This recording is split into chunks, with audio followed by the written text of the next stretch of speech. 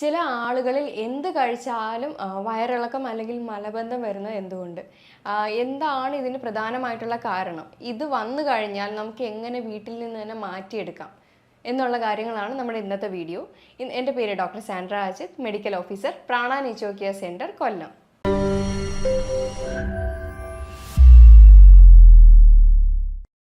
പല ആളുകളും എന്ത് അസുഖം വന്നാലും അത് പുറത്ത് പറഞ്ഞുകൊണ്ട് നടക്കാറുണ്ട്. പക്ഷേ ഈ ഒരു ബുദ്ധിമുട്ട് അല്ലെങ്കിൽ മലബന്ധം അല്ലെങ്കിൽ വയറിളക്കം വന്നു കഴിഞ്ഞാൽ അത് വീട്ടുകാരെ പോലും അറിയിക്കാതെ സ്വയമേ ചികിത്സ തേടുകയാണ് ചെയ്യുന്നത്. സ്വയമേ തന്നെ പോയിട്ട് മെഡിക്കൽ ഷോപ്പിൽ നിന്ന് മെഡിസിൻസും കാര്യങ്ങളും ഒക്കെ മേടിച്ച് അത് ഒരു തരത്തിലുള്ള കുറച്ചൊരു ഗ്യാപ്പിലേക്ക് മാത്രം മാറി നിൽക്കുന്ന രീതിയിൽ മെഡിസിൻ കഴിച്ചൊന്ന് ഒഴിവാക്കും. പിന്നെയും ഇത് സ്റ്റാർട്ട് ചെയ്യുമ്പോഴാണ് ഇത് അഗെയിൻ ഒരു റിക്കറൻ്റ് ആയിട്ട് 3-4 പ്രാവശ്യം വരുമ്പോഴായിരിക്കും ആളുകൾ ഇതിനെപ്പറ്റി ചിന്തിക്കുന്നത്. ഇതിൻ്റെ റൂട്ട് കോസ് അറിഞ്ഞ് ട്രീറ്റ് ചെയ്തിട്ടില്ലെങ്കിൽ ഈ ഒരു ബുദ്ധിമുട്ട് ചിലപ്പോൾ ക്യാൻസറിന് വരെ വഴിതിരിക്കാനുള്ള ഒരു കാരണമാണ്. എന്താണ് ശരിക്കും മലബന്ധം കൊണ്ട് ഉദ്ദേശിക്കുന്നത്? നമ്മുടെ ശരീരത്തിൽ ഒരു ബയോളജിക്കൽ ക്ലോക്ക് ഉണ്ട്. ഒരു സമയത്ത് ഉറങ്ങുക, ഒരു സമയത്ത് എണീക്കുക, അതുപോലെ വാഷ്റൂമിൽ പോകാനായിട്ടുള്ള ഒരു അർജും കാര്യങ്ങളും ഒക്കെ വരുന്ന ഒരു ബയോളജിക്കൽ ക്ലോക്ക് ഉണ്ട്.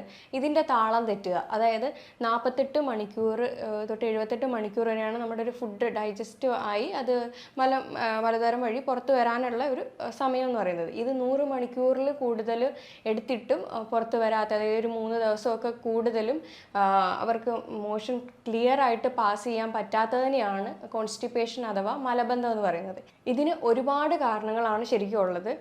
എന്തെങ്കിലും അസുഖങ്ങളുടെ ഭാഗമായിട്ടോ അല്ലെങ്കിൽ നമ്മുടെ ജീവിതശൈലിയിലുള്ള മാറ്റങ്ങൾ കാരണമോ ഒക്കെയാണ് ഇങ്ങനത്തെ ഒരു ബുദ്ധിമുട്ട് വരുന്നത്.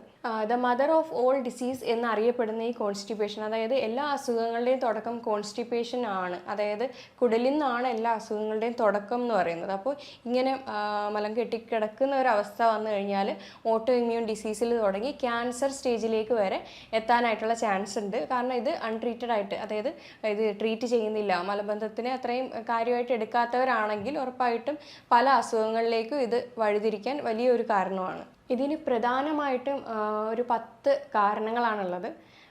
നമ്മൾ ഓരോന്ന് പറയുകയാണെങ്കിൽ ആദ്യത്തേത് തന്നെ ഡയറ്റാണ്. ഡയറ്റ് പ്രോപ്പർ അല്ലെങ്കിൽ എല്ലാ അസുഖവും നമുക്ക് വരും. അതായത് പ്രത്യേകിച്ചും ഫൈബർ അടങ്ങിയ ഭക്ഷണങ്ങൾ കൃത്യമായിട്ട് കഴിക്കുന്നില്ല, അല്ലെങ്കിൽ പ്രീബയോട്ടിക് പ്രോബയോട്ടിക് അടങ്ങിയ ഭക്ഷണങ്ങൾ കൃത്യമായിട്ട് കഴിക്കുന്നില്ല എന്നുണ്ടെങ്കിൽ ഈ പറയുന്ന ബുദ്ധിമുട്ട് വരുന്നുണ്ട്. വെള്ളം നിറയെ കുടിക്കുന്നില്ല, അതേപോലെ എപ്പോഴും ജങ്ക് ഫുഡ്, അതായത് ഹോട്ടൽ ഫുഡും കാര്യങ്ങളും ഒക്കെയാണ് എപ്പോഴും കഴിക്കുന്നതെങ്കിൽ ഉറപ്പായിട്ടും ഈ പറയുന്ന ബുദ്ധിമുട്ടുകൾ വരും. അതായത് പ്രിസർവ്ഡ്, പാക്ഡ്, പ്രോസസ്ഡ് ഫുഡൊക്കെ, പിന്നെ അച്ചാറുകൾ, ഇങ്ങനെയുള്ള സാധനങ്ങളൊക്കെ അധികമായിട്ട് കഴിക്കുമ്പോൾ മലബന്ധം കണ്ടുവരാറുണ്ട്. അടുത്ത ഒരു റീസണാണ് ബയോളജിക്കൽ ക്ലോക്കിൻ്റെ താളം തെറ്റുക എന്നുള്ളത്. അത് ഞാൻ ഓൾറെഡി പറഞ്ഞായിരുന്നു. അപ്പോൾ ഡെയിലി ബേസിസിൽ ഉറക്കുന്നതും എണീക്കുന്നതും എല്ലാം ഈ ഒരു സിസ്റ്റം വഴിയാണ്. അപ്പോൾ എണീക്കുമ്പോൾ തന്നെ വാഷ്റൂമിൽ പോകാനുള്ള അർജൊക്കെ ഓട്ടോമാറ്റിക്കലി തന്നെ വരുന്നതാണ്. അപ്പോൾ ഇതിൻ്റെ താളം തെറ്റിക്കഴിഞ്ഞാലും ഈ പറയുന്ന ഇത് വരാം, മലബന്ധം വരാം.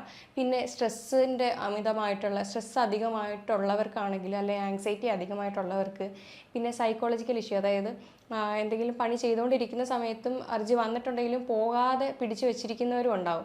അങ്ങനെയുള്ളവർക്കും മലബന്ധം ഉണ്ടാവാൻ ചാൻസ് ഉണ്ട്. അതുപോലെ തന്നെ ചില മെഡിസിൻ്റെ അമിതമായിട്ടുള്ള ഉപയോഗം മൂലം പറയുന്ന കോൺസ്റ്റിപ്പേഷൻ വരാം. ചില അസുഖങ്ങളുടെ ഭാഗമായിട്ട്, അതേപോലെ ഡയബറ്റിക്, തൈറോയിഡ്, ഹെർണിയ, അല്ലെങ്കിൽ പ്രോസ്റ്റേറ്റിൻ്റെ വീക്കം, പ്രഗ്നൻസി ടൈമിൽ നമുക്ക് ഡയറ്റിനകത്തൂടെ തന്നെ കുറേയൊക്കെ മാറ്റാവുന്നതേ ഉള്ളൂ. അത് വെയിറ്റ് താഴേക്ക് പുട്ട് ചെയ്യുമ്പോഴത്തേക്ക് ഈ പറയുന്ന മലബന്ധം വരുന്നതാണ്. പിന്നെ അമിതവണ്ണം ഉള്ളവർക്കും ഒക്കെ ഈ പറയുന്ന മലബന്ധം വരുന്നുണ്ട്. പിന്നെ മെയിനായിട്ടുള്ളൊരു റീസണാണ് ഇറിറ്റബിൾ ബവൽ സിൻഡ്രോം എന്ന് പറയുന്നത്, IBS.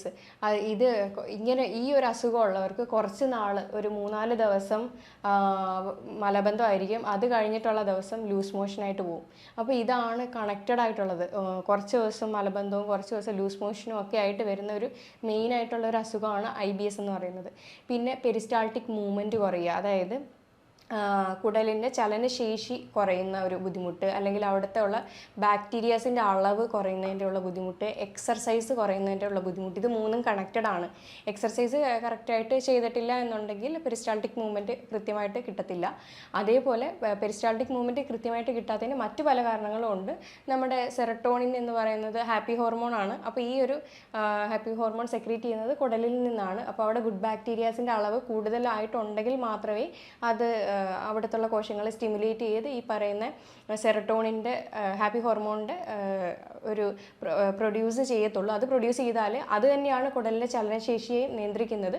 അപ്പോൾ അത് പ്രോപ്പറായിട്ട് നടന്നു കഴിഞ്ഞാൽ മലബന്ധം ക്ലിയർ ആവാനും ഒക്കെ ഹെൽപ്പാവും. അതേപോലെ മൈൻഡ് ആയാലും ഒന്ന് റിലാക്സ് ആവും. ആ ഒരു ദിവസം മോഷൻ പോയിട്ടില്ല എന്നുണ്ടെങ്കിൽ മൈൻഡ് ഭയങ്കര ഡിസ്റ്റർബ്ഡ് ആയിരിക്കും. അതുകൊണ്ടാണ് ഈ ഗട്ടും ബ്രെയിനും ഭയങ്കര കണക്റ്റഡ് ആണെന്ന് പറയുന്നത്. പിന്നെ മറ്റൊരു റീസണാണ് ഇത് ടോയ്ലറ്റ് ഹാബിറ്റ്സ് പ്രോപ്പറായിട്ടില്ല, അല്ലെങ്കിൽ ടോയ്ലറ്റിൽ ഇരിക്കുന്ന പോസ്ചർ ശരിയല്ല എന്നുണ്ടെങ്കിലും മലബന്ധം വരാനായിട്ടുള്ള ചാൻസ് കൂടുതലാണ്. പണ്ടൊക്കെ നോർമലി ഉള്ള ഇന്ത്യൻ ക്ലോസറ്റ് ആയിരുന്നു. ഇപ്പോൾ യൂറോപ്യൻ ക്ലോസറ്റ് വരുമ്പോഴത്തേക്കും അതിനകത്ത് ഇരിക്കുന്ന പോസ്ചർ തന്നെ വ്യത്യാസമാണ്. അങ്ങനെ വരുമ്പോഴും മലബന്ധം കണ്ടുവരാറുണ്ട്.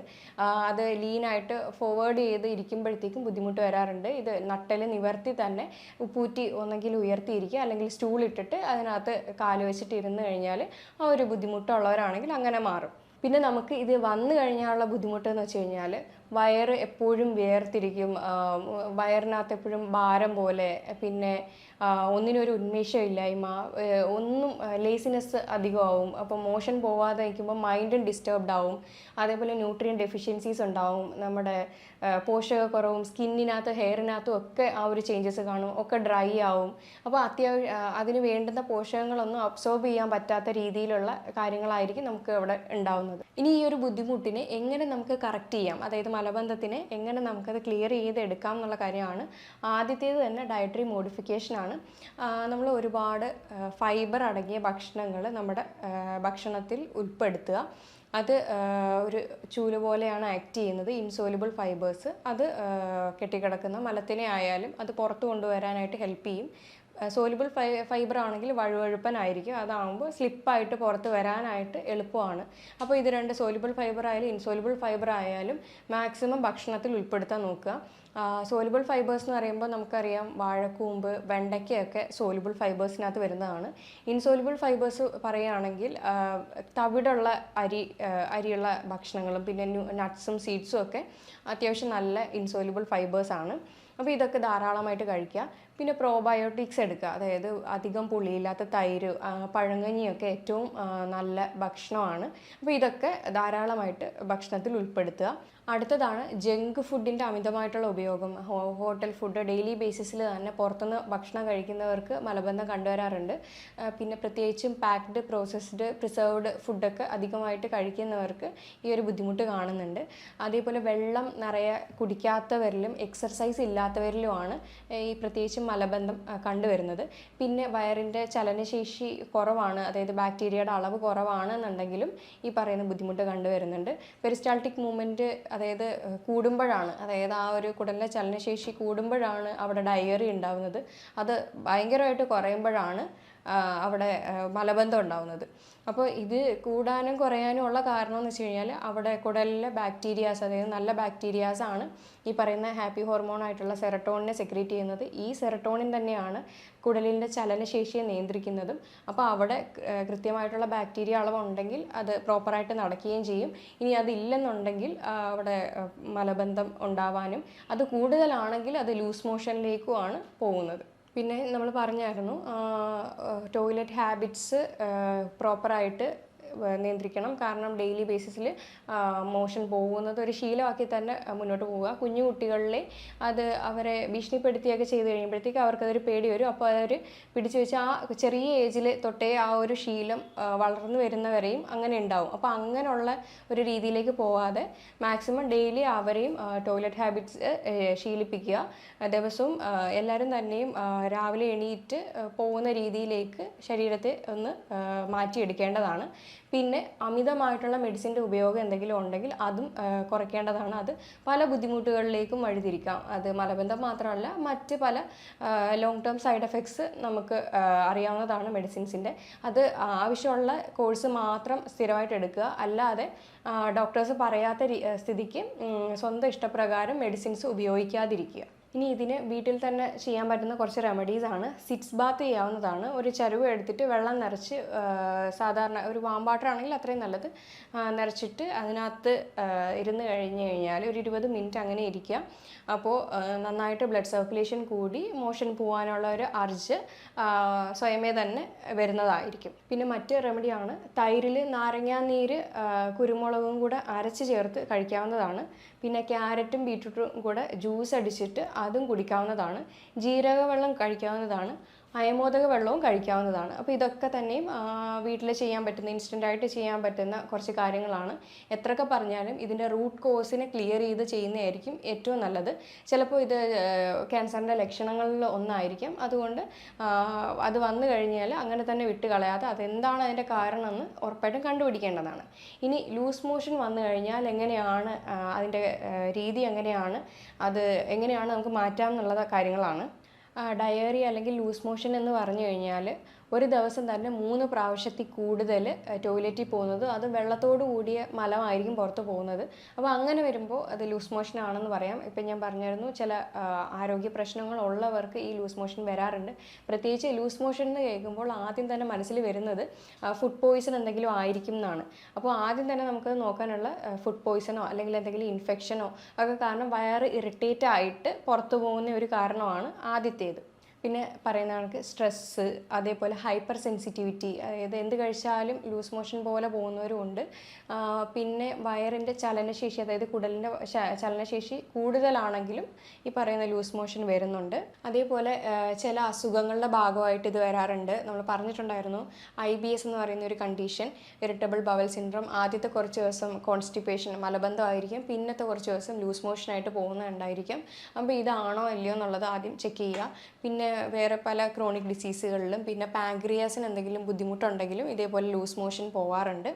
അപ്പോൾ ലൂസ് മോഷൻ ഇങ്ങനെ കണ്ടിന്യൂസ് ആയിട്ട് പൊയ്ക്കൊണ്ടിരിക്കുകയാണെങ്കിൽ അത് പല ബുദ്ധിമുട്ടുകളിലേക്കും വഴിതിരിക്കും. കാരണം ശരീരത്തിലുള്ള വാട്ടർ കണ്ടൻറ്റ് മൊത്തവും പുറത്ത് പോയിക്കൊണ്ടിരിക്കുകയാണ്. നിർജ്ജലീകരണം ഉണ്ടാകാനും സ്കിന്നും ഹെയറും ഒക്കെ നന്നായിട്ട് ചുക്കി വരാനും, അതേപോലെ BP കുറയാനും തലകറക്കം കൂടാനും ഒക്കെ ഇതൊരു കാരണമാണ്. ഇത് നോക്കിയിട്ടില്ല, ശ്രദ്ധിച്ചിട്ടില്ല എങ്കിൽ മരണത്തിന് വരെ കാരണമായേക്കാം. ഈ വരുന്ന വയറിളക്കം എല്ലാം തന്നെ നോർമൽ ഒരിക്കലും അല്ല. അപ്പോൾ ആദ്യം തന്നെ എന്ത് രീതിയിലാണ്, എത്ര നാളാണ് വയറിളക്കം എന്ന് നോക്കാം. ഇപ്പോൾ 1-2 ആഴ്ചയിലുള്ള വയറിളക്കം ആണെങ്കിൽ, അതായത് ചിലപ്പോൾ ആൻറ്റിബയോട്ടിക്കിൻ്റെ യൂസ് കാരണം, അമിതമായിട്ടുള്ള ഉപയോഗം കാരണം, അല്ലെങ്കിൽ എന്തെങ്കിലും ഫുഡ് പോയ്സണോ അല്ലെങ്കിൽ ഇൻഫെക്ഷനോ, പാരസൈറ്റിക് ഇൻഫെക്ഷനോ, അല്ലെങ്കിൽ ഇതുമല്ല ട്രാവൽ ചെയ്തുകൊണ്ടിരിക്കുമ്പോൾ ഉള്ള ഡയറിയൊക്കെ ആണെങ്കിൽ അത് ഒരു തരത്തിൽ വരെ നമുക്ക് ട്രീറ്റബിൾ ആണ്. ഇനി ഇതല്ല 4 ആഴ്ചയ്ക്ക് മേലെയാണെന്നുണ്ടെങ്കിൽ അത് ഉറപ്പായിട്ടും ചെക്ക് ചെയ്ത് അതിൻ്റെ കാരണം കണ്ടെത്തേണ്ടത് വളരെ അത്യാവശ്യമാണ്. ഇത് ചിലപ്പോൾ പാങ്ക്രിയാസ് ഫെയിലിയർ ആയിരിക്കാം.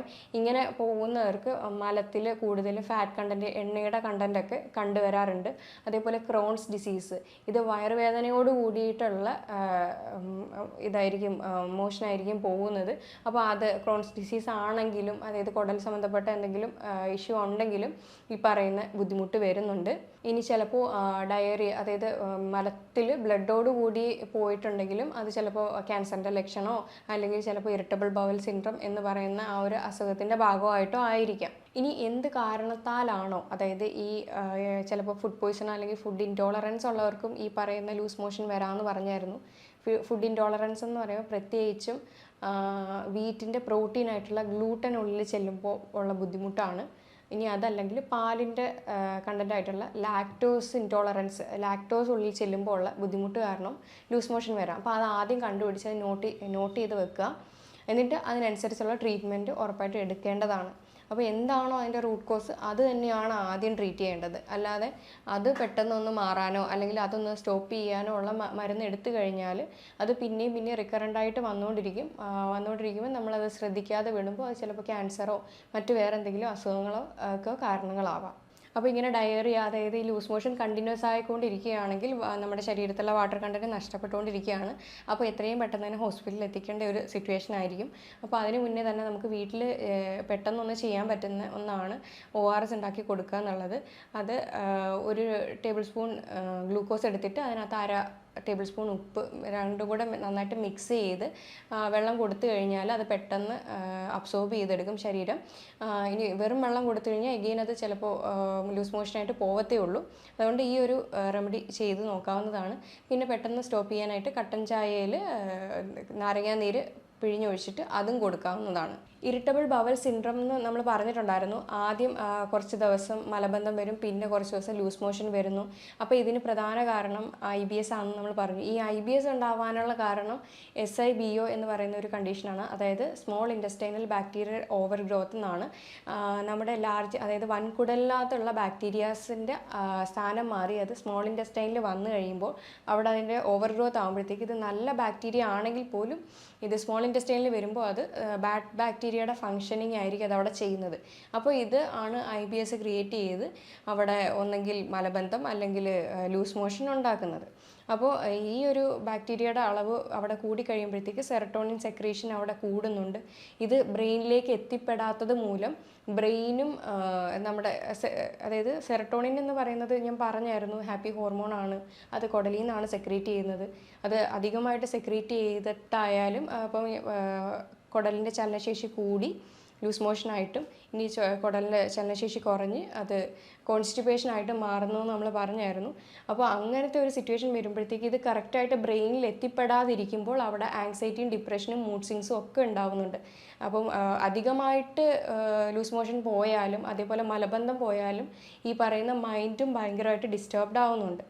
അപ്പോൾ IBS എന്ന് പറയുന്നത് ഒരു ചെറിയ കാര്യമല്ല. അപ്പോൾ അത് ആദ്യം തന്നെ നമ്മളത് കണ്ടെത്തി അതിനെ ട്രീറ്റ് ചെയ്യേണ്ടത് വലിയ ഒരു ഉത്തരവാദിത്വമാണ്. അപ്പോൾ ഞാൻ ഈ പറഞ്ഞ കണ്ടീഷനിൽ ഡയറ്റിൻ്റെ കാര്യം തന്നെയാണ് ഇവിടെയും പറയാനുള്ളത്. ഷുഗർ അധികമായിട്ടുള്ള ഡയറക്റ്റ് ആയാലും ഇൻഡയറക്റ്റ് ആയാലും അത് കട്ട് ചെയ്യുക. അത് ഫ്രക്ടോസ് ഷുഗർ ആണെങ്കിൽ പോലും അത് കട്ട് ചെയ്യുക. അധികമായിട്ട് നമ്മൾ നട്ട്സ് സീഡ്സും അതേപോലെ ഇലക്കറികളും പിന്നെ വെജിറ്റബിൾസൊക്കെ ധാരാളം ഇൻക്ലൂഡ് ചെയ്യുക. ബട്ടർ പിന്നെ കോക്കനട്ട് ഓയിൽ ഒലിവ് ഓയിൽ അങ്ങനത്തുള്ള സാധനങ്ങളൊക്കെ നന്നായിട്ട് കഴിക്കാവുന്നതാണ്. തൈര് മോരും ഒക്കെ കഴിക്കാവുന്നതാണ്. അപ്പോൾ അത് കൃത്യമായിട്ട് കണ്ടുപിടിച്ച് അതിൻ്റെ കാരണത്തിന് ട്രീറ്റ് ചെയ്യേണ്ടതാണ്. ഇപ്പോൾ ഞാൻ ഈ പറഞ്ഞ കാര്യത്തിൽ എന്തെങ്കിലും ഡൗട്ട് ഉണ്ടെങ്കിൽ താഴെ തന്നിരിക്കുന്ന നമ്പറിൽ കോൺടാക്റ്റ് ചെയ്യാവുന്നതാണ്. ഇനി മറ്റൊരു ഹെൽത്ത് ടോപ്പിക്കുമായിട്ട് വീണ്ടും കാണാം. താങ്ക്